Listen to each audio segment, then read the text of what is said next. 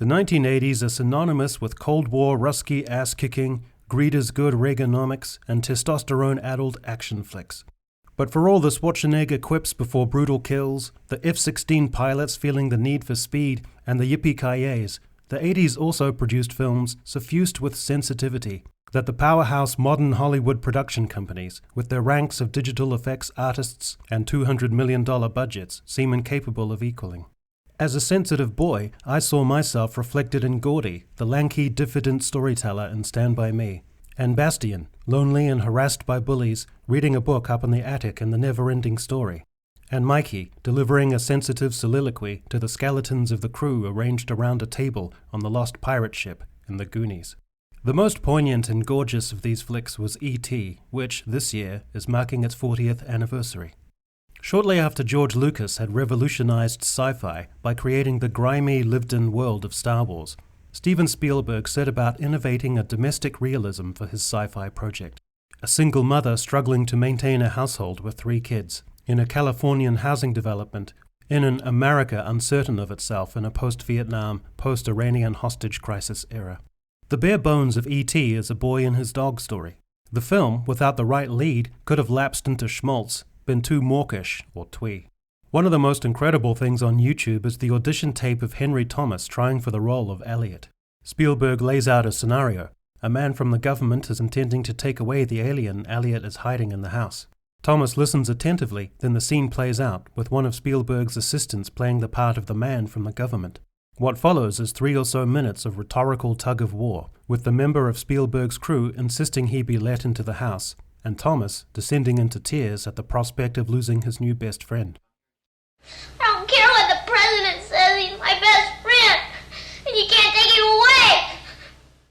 The scenario ends at an impasse. I think he's afraid of you. At this point, Spielberg, off camera, has seen enough. Okay, kid, you got the job. Originally intended as a scary picture, the film evolved into something unique. Up till then, from Cold War metaphorical invasions of body snatchers and flying saucers from outer space piloted by slow-moving and hostile Martians with ray guns, aliens from beyond the stars arrived with bad intentions. E.T. and his family arrive on some kind of benevolent expedition, and E.T. is marooned and in peril. A mysterious man, identified for much of the movie by his chain of keys, is stalking the lost alien, creating an extraordinary inversion for young viewers. In this film, the humans, or rather the adults, and this adult in particular, function as the antagonists. In this way, for kids, skeptical of the desensitized adult world with all its banality and disappointment, adults, and at a deeper level, adulthood, looms and encroaches threateningly closer to the warm emotional core of the boy, and, by the same inference, boyhood, as Elliot struggles to keep his newfound friend a secret. E.T. is so affecting because it resides right at the solemn moment when the reveries of childhood are first receding and giving way to the incursions of responsibilities and the early adoption of protective, performative roles. Henry Thomas is able to convey all of this through an almost preternatural emotional range, from the terror of his first encounter with the alien in his backyard, to the wonderment of E.T. summoning up a whirling display of the cosmos, to his flustered attempts to curb E.T.'s disruptive domestic curiosity, to the tender bond that emerges between the two, to the anguish of loss and euphoria of E.T.'s reanimation. None of this would have worked if the alien itself didn't strike a chord with the audience, who were unused to the idea of an endearing creature from outer space. A $700,000 prototype was designed, which Spielberg deemed useless. The replacement creature's face was inspired by the faces of Carl Sandburg, Albert Einstein, and Ernest Hemingway. Producer Kathleen Kennedy visited the Jules Stein Eye Institute to study real and glass eyeballs. She hired institute staffers to create E.T.'s eyes, which she felt were particularly important in engaging the audience. 2 little people were hired, as well as 12-year-old Matthew Demerit, who was born without legs and whose performance lent the alien its distinctive shuffle. A professional mime wore E.T.'s prosthetic hands. The finished creature, with all its animatronics, cost $1.5 million. The film would also depend on its supporting cast.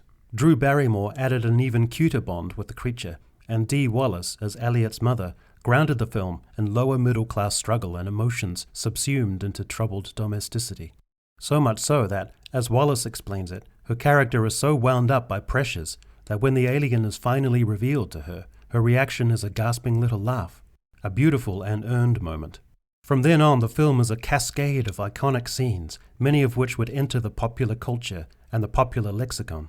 E.T. phone home, Elliot's face lit up by a glowing fingertip, Drew Barrymore squealing and E.T.'s neck rising and eyes widening, NASA personnel invading the house through airtight tubes, the children on flying bicycles, silhouetted by the sun. As if enough lightning hadn't already been captured in a bottle, John Williams composed a lush and plaintive score that would also become iconic.